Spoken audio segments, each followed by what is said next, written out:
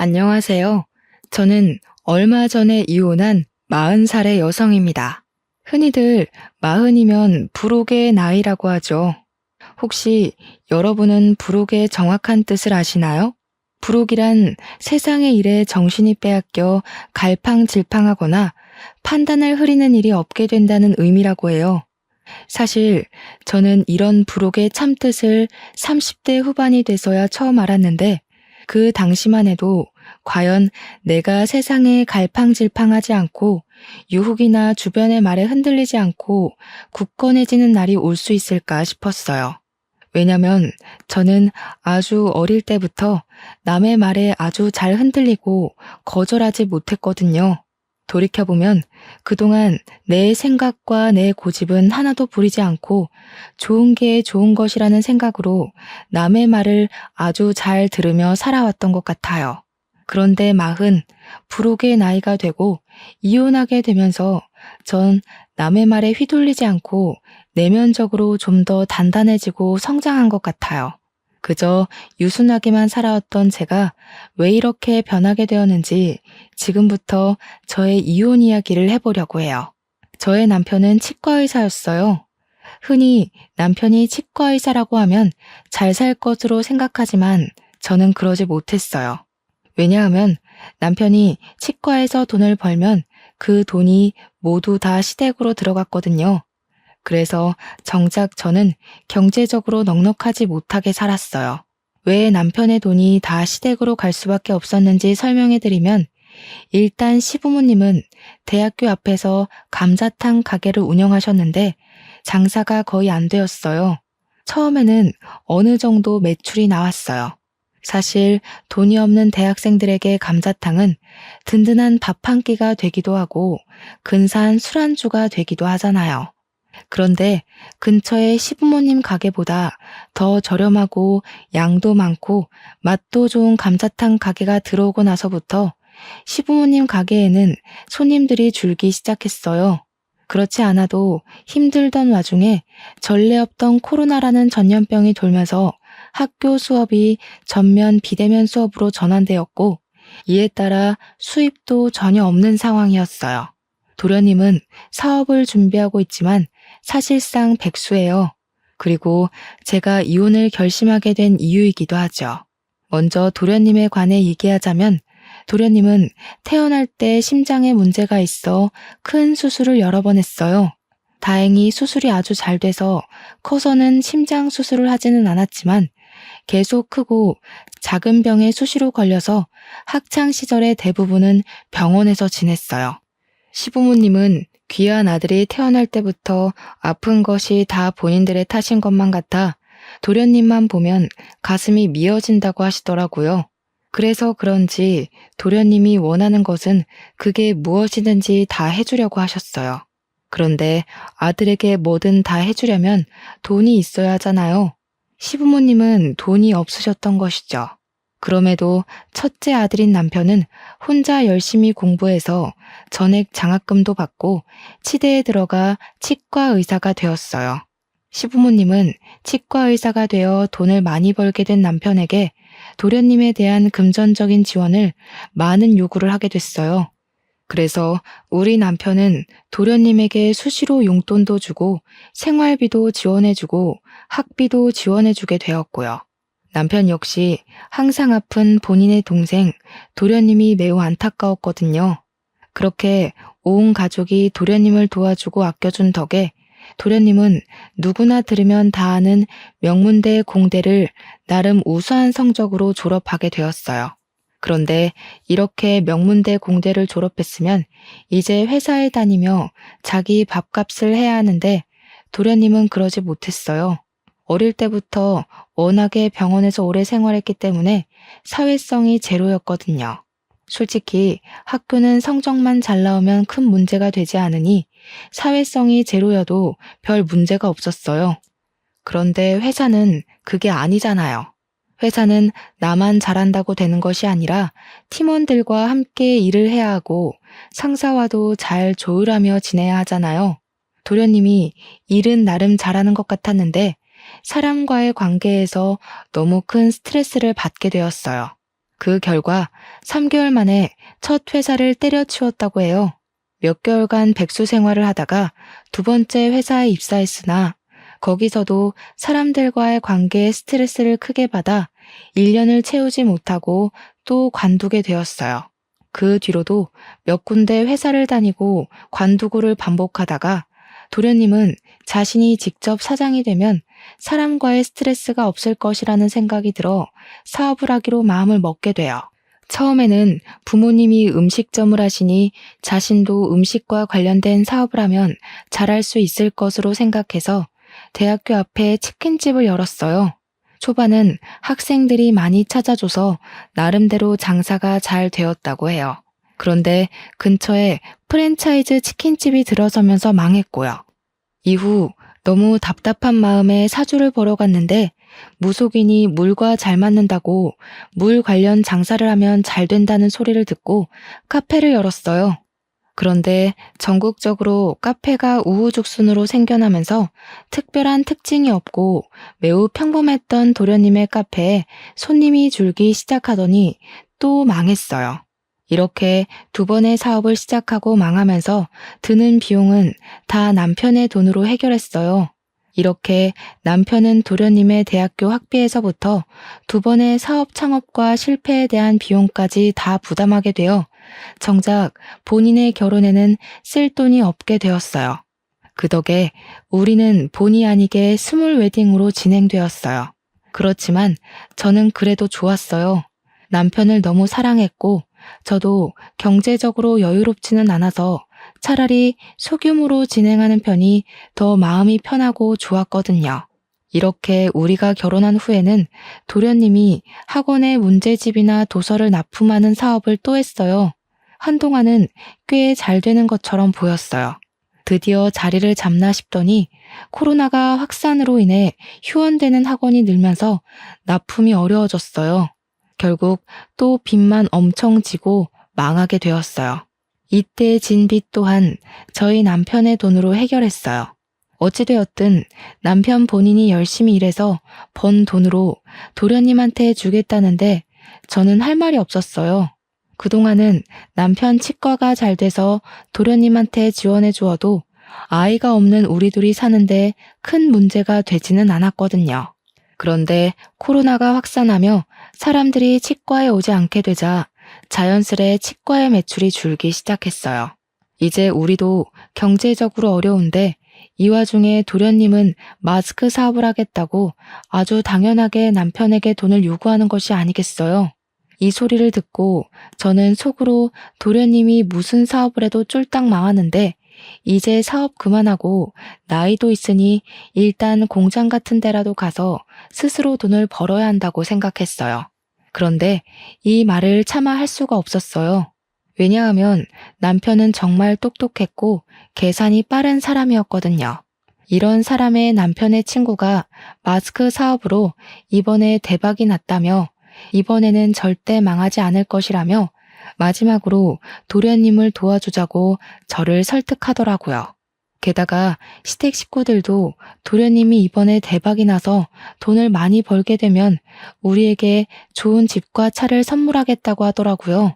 원래 우유부단하고 남의 말에 잘 흔들리던 저는 시댁 식구들과 남편의 말에 설득당해서 도련님을 도와주기로 마음먹었어요. 그리고 도련님의 사업이 남편 친구처럼 대박나기를 기대했지만 결국에는 또 망하게 되었죠. 이러던 와중에 시어머니는 당뇨병이 오셨어요. 당뇨라는 것이 합병증이 무서워서 주기적으로 약도 먹고 시간마다 혈당을 체크해야 하잖아요.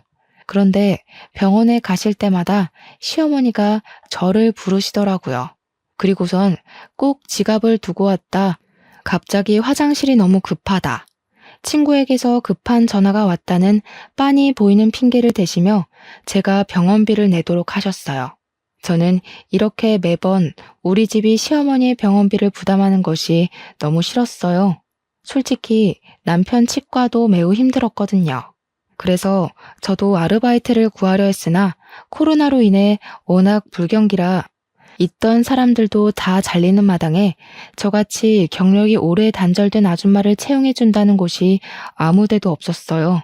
그래도 10년 가까이 살면서 시어머니가 저한테 싫은 소리 한 번 하시지 않았고, 사랑하는 남편의 어머니고 가족이라는 생각에 싫은 내색 한 번 하지 않고 살았어요. 한 번은 남편이 회식을 가서 늦게 온다고 해서 집에서 혼자 밥을 먹고 치우고 있는데 시어머니한테 전화가 왔어요. 지금 도련님이 너무 불안해하고 식은땀이 나고 심장이 빨리 뛰어서 죽을 것 같다는데 시아버지는 잠깐 일이 있어서 밖에 계셔서 시어머니 혼자 도련님 데리고 병원에 못 가겠으니 같이 가자고 하시더라고요. 저는 깜짝 놀라 바로 시댁으로 가 도련님과 시어머니를 모시고 응급실로 갔어요. 응급실에서는 검사하더니 공황장애라고 진단을 내렸어요. 그리고 꾸준히 약을 먹고 치료를 해야 한다며 다음날 오후로 외래 진료를 잡아주었어요. 그런데 병원비를 계산하려는데 시어머니도 도련님도 지갑을 가져오지 않은 것이에요. 둘 다 워낙 정신이 없던 상황이라 그런가 보다 싶어 일단 남편 카드로 60만 원의 병원비를 냈어요. 다음날 저는 도련님이 당연히 혼자 병원에 갈 수 있을 것으로 생각했는데 오전에 시어머니한테 전화가 오더라고요. 도련님이 병원에 가야 하니 같이 좀 가달라고요. 저는 조금 이해가 되지 않았지만 어제 공황 발작으로 인해 너무 놀라서 그런가 싶어서 같이 갔어요.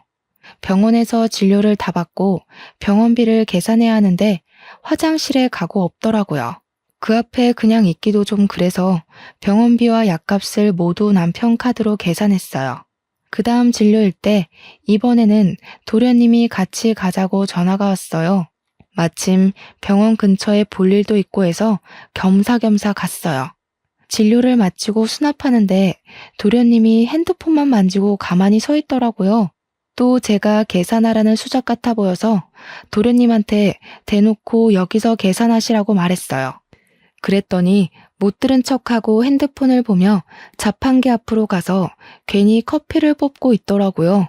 뒤에 사람들은 많이 기다리고 있고 수납하시던 직원분도 빨리 계산하셔야 한다고 상호하셔서 결국엔 남편 카드로 또 병원비와 약값을 계산했네요. 그날 제가 남편 카드를 내면서 2번 다시는 도련님과 같이 병원에 오지 않으리라 다짐을 했어요. 그 다음 진료일.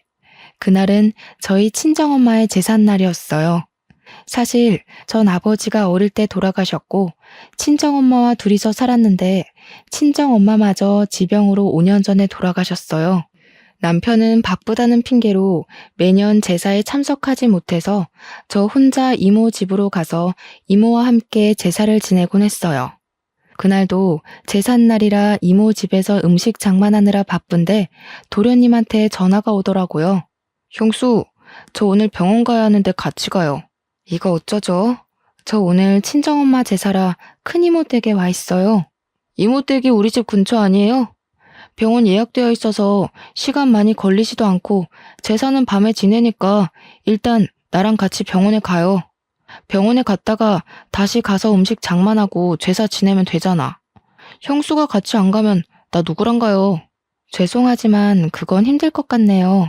지금 음식 장만을 거의 못해서요. 알겠어요. 그럼 그냥 병원비나 보내줘요. 아마 저번에 나온 병원비 그대로 보내면 될 거예요. 계좌번호 지금 카톡으로 보낼게요. 제가 왜 도련님한테 병원비를 보내야 하죠?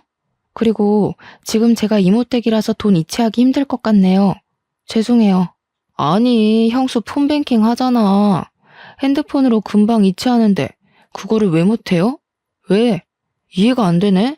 설마 지금 그깟 병원비 아까워서 그래요? 솔직히 그 돈 형수 돈 아니잖아. 우리 형이 일해서 번 돈이잖아. 어차피 형 돈으로 생활하면서 꼴의 유세는 무슨. 못 보내주면 말아요. 병원 안 가고 확 죽어버리면 되지. 도련님은 돈을 이체하지 못하겠다는 제 말에 불같이 화를 내며 자신의 할 말만 하고 끊었어요. 저는 다른 사람이 제게 이렇게까지 화를 낸 것은 처음이라 손이 덜덜 떨리고 심장이 두근거렸어요. 누군가와 통화를 한 뒤 겁에 질린 저의 모습을 본 이모는 깜짝 놀라 왜 그러냐고 하셨어요. 그래서 저는 시댁에서 그동안 있었던 모든 일을 하나도 빠짐없이 모조리 다 이야기했어요. 혜정아, 왜 그렇게 미련하게 살아? 아무리 어려운 시댁이라고 해도 네가 아닌 것 같다 싶으면 거절도 하고 화도 내고 하며 살아야지. 안 그러면 속병 나이거사. 그리고 시댁과 도련님이 아무리 어렵고 힘들게 산다 해도 너희 집이 병원비며 사업비까지 다 대주는 것은 정말 아니야. 너희 시부모님 가게 하신다며. 그리고 도련님은 이제 나이 37살인데 아직도 형한테 기대서 산다는 게 말이 되니? 7살도 아니고 37살이 병원비 몇 푼이 없어서 같이 가자 그러고 돈 보내달라고 하고 너네 도련님이란 사람은 바보라니? 아니, 너나 네 남편이 로또에 당첨돼서 평생 놀고 먹고 살 만큼 돈이 있으면 도련님이라는 그 바보 등신한테 돈을 매번 갖다 줘도 아무 문제가 없어. 근데 그러지 않잖아. 게다가 지금 너네도 매우 힘들다면서. 안 그래도 남편이 한 달 벌어 한 달 겨우 먹고 사는 마당에 무슨 도련님 병원비에 사업하는 비용까지 내주느냐고. 이모는 제가 결혼 후 살아온 이야기를 듣고 나선 열변을 토하시며 저와 남편의 행동을 매우 답답해하시며 화를 내셨어요. 이모는 혜정이 네가 정말 잘 살기를 바라는 마음에서 하는 소리니까 내가 화냈다고 서운하게 생각하지는 말아줘. 그런데 시댁 병원비에 도련님 사업비 내는 문제는 더는 이렇게 하지 않겠다고 확실히 얘기해. 알겠지? 그런데 어차피 그 돈 다 남편이 번 돈이기도 하고 제가 그 돈에 대해서 이래라 저래라 얘기할 권한은 없잖아요. 그리고 그 말에서 남편이랑 싸우고 이혼하자고 하면 어떡해 해요. 내 나이가 이제 적은 나이도 아닌데. 그래, 그 돈 남편이 번 돈이긴 하지. 그런데 너희는 남남이 아니고 부부야. 좋은 일도 힘든 일도 함께 해야 하고 경제적인 것도 함께 해야 해. 그래야 진정한 부부지. 그리고 남편이 지금 밖에 나가서 돈을 벌기는 하지만 그렇다고 네가 집에서 마냥 놀기만 하니? 그건 아니잖아. 그렇죠. 저도 집안일 하는데 그건 헛수고로 알고 있고 남편은 가족에게 돈을 쓰는 걸 당연하게 생각하더라고요. 자기 가족 무시하냐고 화만 내고. 너도 남편이 밖에서 돈을 잘 벌어오도록 매일 아침밥 차려주고 청소와 빨래와 같은 집안일에 신경 쓰지 않고 바깥 일에만 집중할 수 있도록 너도 잘 내조를 하잖아. 그렇게 집안에서 너의 본분을 다하며 네 생각을 이야기했는데 남편이나 시댁에서 네 이야기를 들어주기는커녕 도리어 화를 낸다? 그러면 너도 이 사람들과의 인연은 여기까지인가 보다 생각하고 이혼해. 좀 당당하게 좀 살아 이거사. 네가 이렇게 시부모랑 남편한테 쩔쩔매고 사는 거 엄마가 하늘에서 보면 얼마나 속상하시겠니? 이모가 엄마 이야기를 하시는데 순간 눈물이 뚝뚝 떨어졌어요. 이모는 너무 착하고 여린 네가 잘 살아야 하는데 답답하게 사는 것 같아 속상한 마음에 말이 세게 나왔다고 미안하다고 하시더라고요. 그래도 이모의 말은 잊지 말고 명심하라고 신신당부를 하셨어요. 이모의 말씀을 들으며 그동안 내가 얼마나 미련하게 살아왔는지 느낄 수 있었고 이제는 이렇게 살지 말아야겠다고 다짐을 했어요. 이모 앞에서 어린아이처럼 울다가 겨우 진정이 되었는데 시어머니한테 전화가 왔어요. 너는 말이야. 지금 지호가 공황장애로 중내사내 하는데 병원을 같이 가주지는 못할 망정. 어떻게 돈을 안 보내주니? 그러다가 애 잘못되면 네가 책임질 거니? 어머니, 죄송하지만 지금 제가 친정엄마 제사 준비 중이라서요. 아직 음식 장만을 거의 못해서 바빠요. 제가 시어머니와 통화하는 것을 보더니 이모가 한숨을 푹 쉬시며 제 핸드폰을 가져가셨어요. 안녕하세요. 저 혜정이 이모 되는 사람입니다. 아, 네. 안녕하세요. 지금 며느리랑 통화해야 하니 좀 바꿔주시겠어요? 그런데 제가 아까부터 상황을 지켜보니 혜정이 도련님이 좀 아프신 것 같던데 혜정이가 도련님의 보호자도 아니고 엄마도 아닌데 왜 자꾸 혜정이한테 같이 병원에 가자 돈을 달라고 하시는지 모르겠네요. 사돈이 잘 모르시는 것 같아서 말씀드리는데 도련님이라는 사람은 사돈의 아들이지 제 조카 혜정이의 아들이 아니에요. 지금 말 다 하셨어요?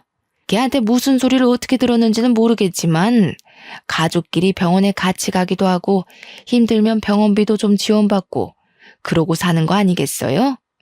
네, 가족인데 물론 서로서로 도와가며 잘 살아야죠.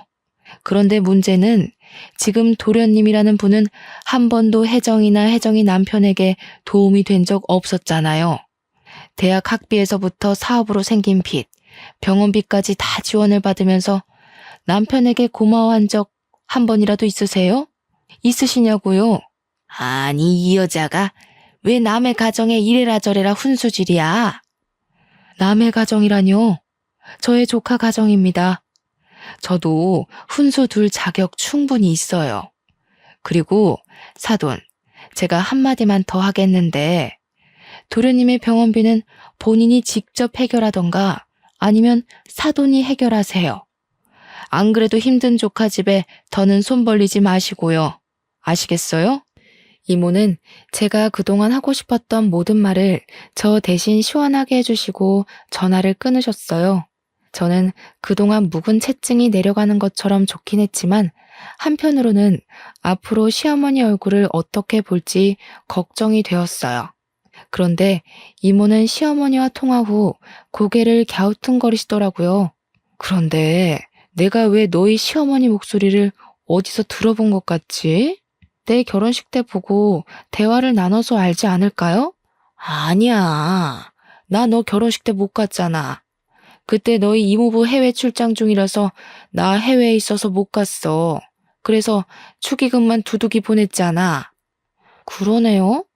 그럼 이모와 저희 시어머니는 한 번도 뵌 적도, 말한 적도 없었네요. 그럼 다른 누군가와 헷갈린 게 아니에요? 아니야. 분명히 어디선가 이 말투, 이 목소리 들었어. 아, 너 시어머니 이름이 혹시 이금자 맞니? 이모가 시어머니 이름을 어떻게 아세요? 나 원참 어이가 없어서 이렇게들 운명이었나 보다. 충격 먹지 말고 잘 들으렴. 사실 신혼 시절 때 네 이모부가 한번 바람을 피웠어. 그때 이모부가 바람 핀 것을 알고 이모부 상간녀랑 정말 징글맞도록 싸웠어. 당연히 그랬지. 나는 네 이모부를 정말 사랑해서 결혼까지 했는데 그런 이모부가 다른 년이랑 바람이 났다고 하니 내 눈이 안 뒤집히겠니? 네? 이모부가 바람을 폈었다고요? 그래. 그래서 내가 아주 그 상간녀랑 머리털 붙잡고 대판 싸웠단다. 그때 확 이혼해버릴까도 했는데 그 당시 이혼녀라는 딱지가 큰 흠이 되던 시절이기도 했고 내가 이모부를 더 좋아해서 다시는 상간녀를 만나지 않겠다는 각서를 쓰고 계속 살게 됐지. 나중에 알고 보니까 그 상간녀는 찢어지게 가난한 집안 딸이었고 음식점을 하는 남편도 있었다더라. 그런데 음식점도 잘 안 되고 남편과도 사이가 그다지 좋지 않았었나 봐. 그래서 대기업에 다니는 네 이모부 꿰어서 팔자 좀 펴보려고 일부러 접근한 요새 말로 말하면 꽃뱀이었더라고. 근데 그때 그 상간녀가 바로 이 금자, 너희 시어머니야. 네? 그럼 이모부의 상간녀가 바로 저희 시어머니셨다고요? 그런데 그 상간녀의 남편이 있었다면서요. 그럼 시어머니가 시아버지랑 결혼하고 나서 이모부랑 불륜을 저지른 거예요? 그럼 시아버지도 이 상황을 아세요? 그때 너희 시아버지는 망해가는 음식점 살리겠다고 고군분투하느라 아마 몰랐을 거야. 아니, 자기 남편은 먹고 살겠다고 그리 용을 쓰는데 마누라라는 사람은 도와주지는 못할 망정 돈 많은 남자 꿰어서 재혼할 생각을 했다는 게 말이 되니? 게다가 말하는 것이며 행동이 어찌나 무식하던지. 아무튼 그때 정말 이금자라는 여자한테 아주 학을 뗐다. 어떻게 세상에 이런 일이 있을 수가 있어요? 이래서 정말 사람 일은 한치 앞도 모른다고들 하나 봐요. 혜정아, 내가 방금 든 생각인데 이 일은 너만 알고 있어. 그러다가 나중에 네가 이제는 정말 이혼을 해야겠다 싶을 때 그때 크게 터트려서 써먹으렴. 그동안 너를 이렇게 마음고생했는데 그냥 좋게 이혼하기에는 뭔가 조금 아쉽지 않겠니? 이모는 나중에 언젠가 크게 써먹을 일이 있을 것이라며 일단 이 충격적인 사실을 모른 척하라고 하셨어요. 저는 이모의 말씀에 알겠다고 했어요. 다음 날 엄마의 제사를 무사히 마치고 집에 와 늦잠을 자고 있는데 시어머니가 집으로 오라고 전화가 왔어요. 전날 이모와 대화하며 더는 답답하게 살지 말아야겠다고 다짐은 했지만 어디 사람 본성이 어디 가나요. 전날의 패기는 다시 다 잊은 채 시댁에 떨리는 마음으로 갔어요. 시댁에 도착하니 시어머니가 도끼 눈을 뜨고 저를 쳐다보았어요. 야, 너네 이모한테 무슨 얘기를 어떻게 했길래 우리 집을 욕먹게 만들어? 그깟 병원비 얼마나 한다고?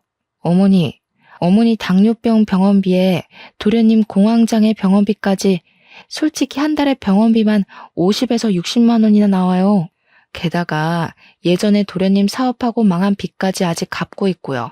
솔직히 이제 치과도 코로나로 타격이 큰데 매번 병원비 부담하기가 너무 벅차요. 어머, 얘 나한테 화내는 것 좀 봐라. 그래도 너희 집이 가장 경제적으로 여유롭잖아. 그리고 그 돈이 네 돈이니? 다 우리 지훈이가 치과에서 열심히 일해서 번 돈이지. 내가 네 돈 내라는 것도 아니고 우리 아들 돈 내가 쓰겠다는데 왜 네가 호들갑이야? 시어머니의 어이없는 말씀에 저는 기가 막혀서 말문이 턱 막혔어요. 그리고 우리 아들이 그렇게 죽을 똥 쌀 똥으로 일하는데 네가 언제 도와준 것 있니? 말이 나와서 말인데 다른 집 며느리들은 애도 키우고 애들 다 크면 알아서 기어나가서 일하고 돈 벌어서 시부모 호강시켜주고 하던데 너는 애가 무슨 강목처럼 딱딱하기만 하고 그런다고 집안일을 잘하는 것도 아니고 네가 애를 낳아서 떡두꺼비 같은 손주를 안겨준 것도 아니고 너는 며느리의 본분을 다 했는지 너 자신을 돌아봐. 알겠니? 어머니, 아무리 그래도 너무하신 것 아니에요? 어떻게 제게 그런 말씀을 하세요? 집에서 우리 아들이 주는 돈으로 놀고 먹으면서 그동안 남편 돈이 시댁으로 얼마나 흘러가는지 감시나 하고 살았어? 옛날 같으면 넌 애 못 낳아서 진작이 쫓겨났어. 사실 저희 부부는 정말 아이를 갖고 싶어서 시험관 시술을 3번이나 진행해서 겨우 임신에 성공했어요. 시어머니는 저의 임신 소식을 듣고 얼른 다니던 회사를 관두라고 하셨어요. 임산부가 회사에 다니면 안 좋다고요. 저는 계속 다니고 싶었지만 시어머니의 권유도 있었고 입덧이 너무 심해서 어쩔 수 없이 회사를 관두게 되었어요. 그렇게 회사를 관두고 집에 있는데 시어머니가 하루도 빠짐없이 우리 집에 오셔서는 사사건건 잔소리를 하셨어요. 임산부는 무조건 좋은 것만 봐야 하고 오직 영양식과 건강식으로만 먹어야 하며 TV와 핸드폰도 봐서는 안 된다며 제 일상생활의 모든 것을 제약하셨죠. 시어머니는 첫 손주이니 건강히 출산하고 싶은 욕심에 그러신 것이겠지만 저는 이 모든 것이 스트레스로만 다가왔고 결국엔 유산이 되고 말았어요. 그 뒤로 아이는 저희에게 찾아오지 않더라고요. 유산 후 저는 다시 일을 구해보려 했지만 시어머니는 아이를 가져야 한다며 제가 회사에 나가는 것에 결사반대하셨어요.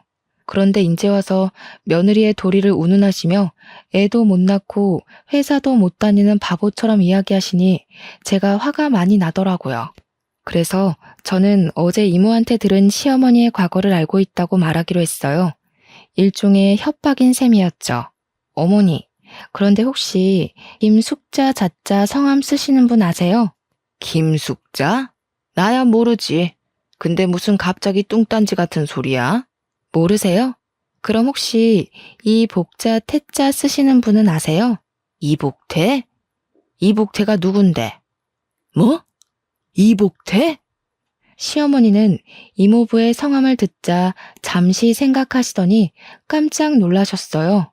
네, 이 복자 태자 쓰시는 분이요. 그분이 바로 저희 이모부이시고 김숙자 자자 성함 쓰시는 분은 저희 이모예요. 제가 어제 이모랑 친정엄마 제사 지내면서 아주 기가 막히고 충격적인 이야기를 들었는데 한번 들어보시겠어요?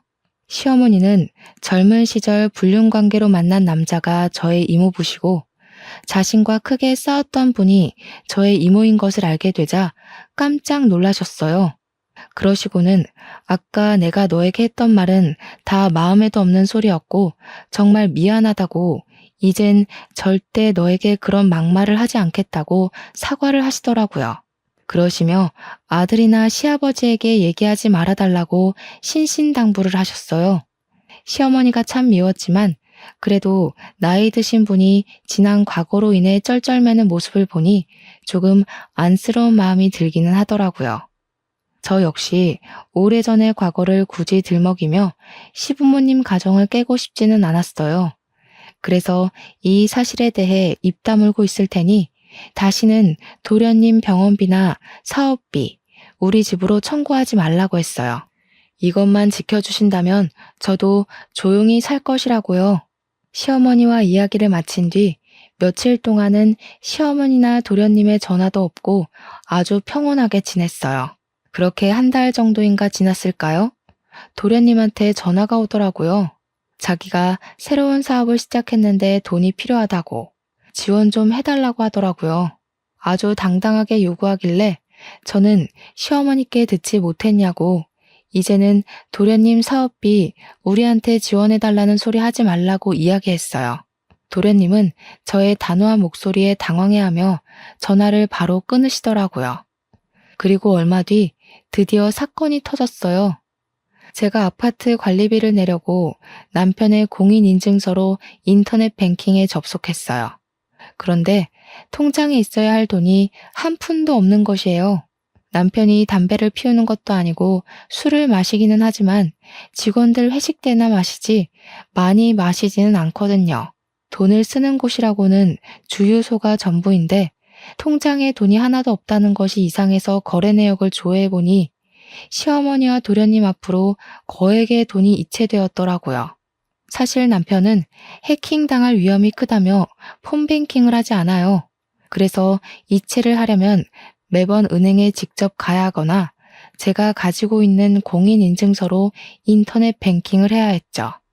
그런데 치과 일로 매번 바빠서 은행에는 잘 못 가고 공인인증서는 항상 제 금고에 있었는데 금고 비밀번호도 모르는 남편이 무슨 수로 어떻게 이체를 했나 싶어서 남편에게 전화했어요. 알고 보니 시어머니는 제가 자신의 과거 불륜 사실을 알게 되자 저한테 돈 달라고 하지는 못하고 남편에게 돈을 달라고 하셨다고 해요. 그래서 남편이 자신이 바쁘니 직접 못하고 집사람한테 공인인증서가 있으니 집사람한테 이야기하라고 했지만 시어머니는 며느리한테 이야기하기 좀 눈치 보인다며 직접 돈을 달라고 했대요. 그러면서 도련님과 시어머니가 치과에 찾아가 일하던 남편을 데리고 은행에 갔대요. 은행에서 남편이 본인의 핸드폰에 폰뱅킹을 설치하게 하여 본인들의 계좌에 쉽게 이체를 할 수 있게끔 했던 거였어요. 이런 사실을 알게 된 순간 이 집에 계속 있다가는 나는 영원히 호구의 마누라가 될 것 같다는 생각이 들었어요. 이렇게는 도무지 못 살겠다 싶어 이혼하기로 마음먹고 남편에게 퇴근 후 시댁으로 바로 오라고 했어요. 그리고 캐리어에 저의 옷과 화장품을 챙겼어요. 워낙 저 자신을 꾸밀 줄 모르고 살아서인지 챙겨야 할 짐도 거의 없더라고요. 저녁이 되어 시댁에 가니 시부모님과 도련님이 계시고 마치 남편도 퇴근하고 오더라고요. 도련님, 사업하신다고 저희 남편한테 가져가신 돈 다시 다 주세요. 어떻게 매번 사업하실 때마다 저희 남편한테 손을 벌리세요? 형수, 어떻게 말을 그렇게 해요? 내가 나만 잘 살려고 그러나? 사업해서 잘 되면 형수도 좋은 거 아닌가? 그래, 지호한테 야박하게 그러지 마. 지호는 사업 여러 번 망하고 속이 속이겠어? 지 속도 새까맣게 타들어가겠지. 너는 그런 애한테 꼭 이렇게까지 해야겠어? 그리고 형수, 막말로 그 돈이 형수가 벌어서 만든 돈이에요? 우리 형 돈이에요. 형이 달라 그러면 내가 바로 어떻게든 돈을 만들어서 주겠지만 솔직히 형 돈이지 형수 돈이 아니지. 형수는 돈을 다시 달라고 할 자격이 없어요. 그래, 그건 지호 말이 맞아. 그깟 사업비 지호가 성공해서 갚으면 될 거 아니냐? 그리고 우리가 남이야? 가족이지. 가족이면 서로 어려울 때 돕고 도움받으면서 사는 거지. 안 그러냐? 난 또 뭐라고. 이깟 일로 바쁘고 피곤한 사람들 다 모아놨니? 이 얘기는 그만하고 다 모인 김에 오랜만에 같이 저녁이나 먹자. 갑자기 배가 아프네. 나 화장실에 다녀올 테니 너는 밥상 좀 차려놔라. 도련님과 시어머니는 당연히 받아야 할 돈을 받았다는 식으로 뻔뻔하게 이야기하고 남편은 오히려 도련님을 안쓰러워하며 돈을 주는 것에 대해 문제되지 않는다는 식으로 말하며 저를 속 좁고 야박한 사람으로 만들더라고요. 저는 이제 더는 참을 수가 없었어요. 이모를 통해 알게 된 시어머니의 과거를 바로 터뜨리기로 마음먹었어요. 시어머니가 화장실에 들어가시자마자 저는 스피커폰으로 이모에게 전화를 걸었어요. 그리고 제가 지금 시댁인데 저번에 말씀하셨던 상간녀 이야기 좀 해달라고 했어요. 이모는 상간녀의 존재를 어떻게 알게 되었는지부터 상간녀가 어떤 사람이었는지 아주 낱낱이 얘기해 주셨어요. 제가 돈 이야기를 하다가 갑자기 이모에게 전화하고 있으니 남편과 시아버지, 도련님은 제가 왜 이러는지 궁금해 하시더라고요. 이모, 그래서 그 상간녀 이름이 뭐예요? 그 여자 이름은 이금자야. 그 여자 남편은 그 당시에 해장국집 했었지. 아마 그 이름이 지훈이네 해장국이었을 거야. 그 집 아들 이름 따서 지었다고 하더라고. 잠깐, 지훈이네 해장국? 이금자? 그럼 우리 집사람이 그쪽 남편과 바람이 났다는 말이요? 어머, 혜정이 시어머니가 이금자였어요? 몰랐네요. 그때 당시 이금자 남편은 망해가는 국밥집 살린다고 고생하며 있는데 이금자 그녀는 내 남편한테 꼬리치고 있던 사실 알고 그 남편도 참 불쌍하다 했는데 뭐 아무튼 그쪽 집안일은 알아서 잘 해결하시고 혜정아, 이모는 바빠서 끊는다. 시어머니의 충격적인 과거 불륜 사실이 들통난 순간 시아버지는 깊은 심호흡으로 화를 억지로 억누르고 계셨고 남편과 도련님도 충격으로 말을 잇지 못했어요. 야, 너는 내가 밥 준비하라는데 아직도 거실에 앉아 있어? 애가 왜 이렇게 굶뜨니? 빨리 와, 밥 차리게. 지금 밥이 문제야? 당신 도대체 행동거지를 어떻게 하고 산 거야? 아니, 이 사람이 노망이 났나? 애들 앞에서 이게 뭐 하는 짓이에요? 방금 혜정이 이모 되는 사람한테서 다 들었어. 옛날에 지훈이네 해장국 하고 있을 때 당신이 이복태라는 사람이랑 바람 피웠다가 그 집 마누라한테 걸려서 개망신 당했다면서. 아니, 그 사실을 어떻게... 야, 네가 다 얘기했니? 내가 얘기하지 말아달라고 신신당부했잖아.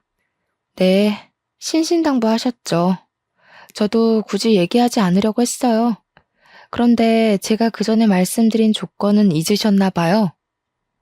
저희 남편에게 도련님 병원비나 사업비 청구하지 않는 조건으로 말하지 않는다고 했지 아예 말 안 하고 살 거라고는 하지 않았는데요. 당신이 잘못해놓고 왜 애를 잡아? 며느리 앞에서 내가 부끄러워서 살 수가 없다. 당신 내 집에서 나가. 당장 나가.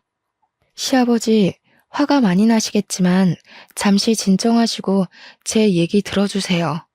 제가 오늘 이렇게 이 자리에 다 모이라고 한 이유를 아직 말씀 못 드렸거든요. 저는 이렇게 이모부와 불륜을 저지른 여자를 시어머니로 모실 수 있을 만큼 마음이 넓지 못해요.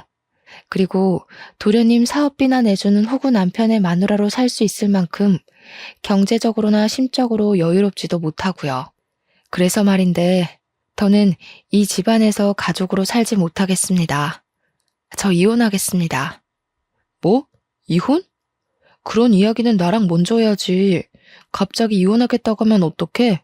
당신은 그동안 내가 시댁에 돈 나가는 것으로 뭐라고 하면 야박하다고 속 좁다고 뭐라고 하면서 내 편은 한 번도 안 들더라? 이젠 이런 대우 받으면서 못 살겠어.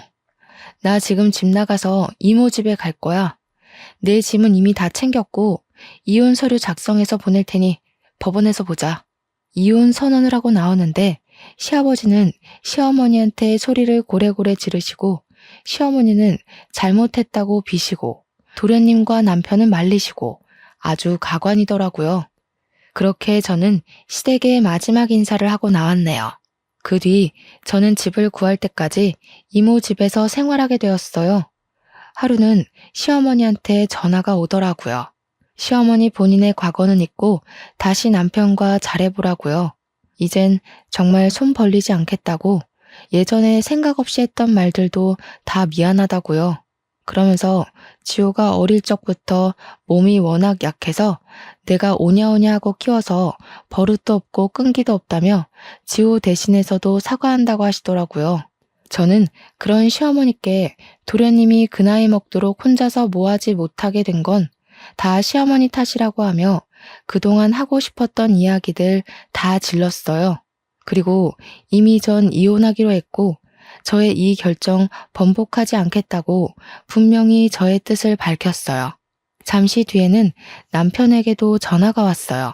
이제 다시는 도련님이나 어머니한테 돈을 주지 않겠다고 각서라도 쓰겠다고 하며 집으로 들어오라고 설득하더라고요. 예전 같았으면 남편의 설득에 홀라당 넘어갔겠지만 시댁에서 당한 지 10여 년이 되어가니 이제 남편의 그 어떤 말도 믿지 못하겠더라고요. 그래서 남편에게 원래 늘 그래왔듯 딱하고 안쓰러운 동생과 시어머니 평생 뒷바라지나 하면서 살라고, 그렇지만 나는 호구의 마누라로 살지는 못하겠으니 우린 이혼이라고 확실히 못 박아두었네요. 그리고 며칠 뒤 법원에서 이혼 도장을 찍고 저의 짧지는 않았던 결혼 생활을 마치게 되었어요. 사실 아빠가 일찍 돌아가셔서 혼자 힘들게 저를 키우는 엄마를 보면서 저는 절대 남편과 사별하거나 이혼하지 않고 남편과 함께 평생 행복하게 살아야겠다고 생각했어요. 그래서 남편과 시댁이 제게 부당한 것을 요구해도 저는 제 의견 하나 표현하지 못한 채 바보처럼 끌려다니며 살아왔던 것 같아요. 원래부터 제 성격이 그렇기도 했고요. 그런데 이렇게 답답한 성격이었던 제가 이혼이라는 과정을 겪고 부록의 나이가 되어보니 이젠 아닌 건 아니라고 말할 수 있게 되었고, 예전보다는 남들의 눈치 보는 것 없이 내면적으로 단단하게 변한 것 같아요. 사실 이혼하고 나서 한 회사에 들어가게 되었는데 이혼녀라는 딱지가 있고 경력이 단절된 나이 많은 제가 과연 잘할 수 있을까 걱정이 너무 많았어요. 제가 워낙 눈치도 빠르고 순간 집중력이 좋아 업무는 빨리 익히는 편이지만 사람들과의 관계는 정말 어려웠거든요. 결혼 전 회사 다닐 때는 사람들한테 이리 치이고 저리 치이며 스트레스를 정말 많이 받았던 것 같아요. 그런데 이제는 회사에서 사람들과 관계를 맺을 때 한결 마음에 여유가 있는 기분이에요. 때로는 제가 정말 남들의 말에 휘둘리지 않고 흔들리지 않는 진짜 부록이 된 것 같아 저 스스로가 기특하기까지 해요. 흐르는 나이는 막을 수 없으니 이런 저도 순식간에 쉰이 되겠죠. 쉰은 지천명의 나이, 하늘의 명을 깨닫는 나이라고 해요. 평생 흔들리고 넘어질 것 같은 제가 부록의 나이를 지나 단단해진 것처럼 저의 지천명의 나이에는 하늘의 뜻을 알고 지혜롭게 사는 제가 되도록 부단히 노력해야겠다는 생각이 드네요. 그래서 하늘 어딘가에서 저를 보고 있을 친정엄마를 먼 훗날 다시 배웠을 때 엄마에게 잘 살았다고 칭찬받는 딸이 되고 싶네요. 저의 이혼 이야기를 하고 나니 저보다 젊은 나이에 혼자가 되어서 힘들게 저를 키우셨을 엄마가 사무치게 그립네요. 엄마의 자랑스러운 딸이 되기 위해서 열심히 그리고 더 야무지게 이 세상을 살아내리라 다짐을 하며 저의 기나긴 이야기를 마칩니다. 들어주셔서 감사합니다.